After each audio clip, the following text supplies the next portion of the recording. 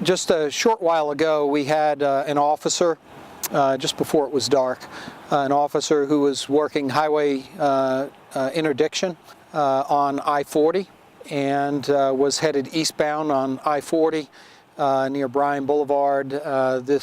Traveling about 15 miles an hour below the speed limit.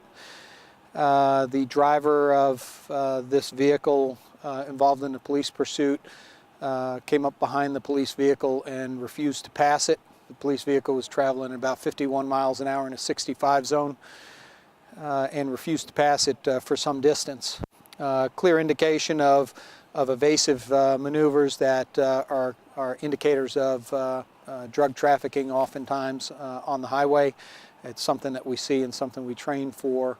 Officer actually pulled off the road because there was an IMAP truck stopped on the side of the road. The individual then proceeded on past the officer. Officer pulled back out onto the highway, paced the vehicle slightly exceeding the speed limit, and around at the Merritt Drive Bridge activated his blue lights. The subject refused to stop on the highway, exited the I-40 at High Point Road.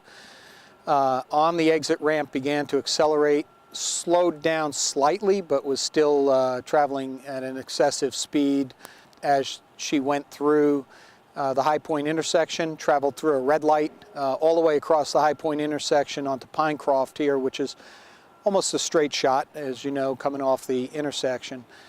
And from that point, she accelerated, went through at least I think there are two traffic lights up there, two red lights, appeared to not let up off the throttle, continued down Pinecroft here into the curve, lost control in the curve, struck 2 or 3 mailboxes, one tree substantially, hit a curb, appears to have gone airborne after hitting the first tree, then the curb, clipping branches of another tree, and then coming to rest, rolling multiple times, but coming to rest on its roof.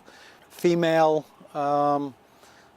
deceased, only occupant of the vehicle was the driver. At this point, all we know is that her driver's license was suspended.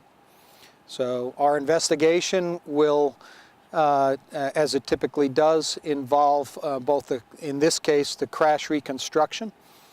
And because this was a highway interdiction unit, there is video that we have of the traffic stop or the attempt to make the traffic stop and the pursuit.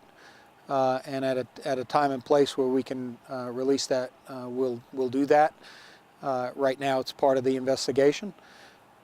We don't know her name at this point. We don't have any identity beyond that, and we certainly wouldn't be able to release that until such time as we were able to notify next of kin.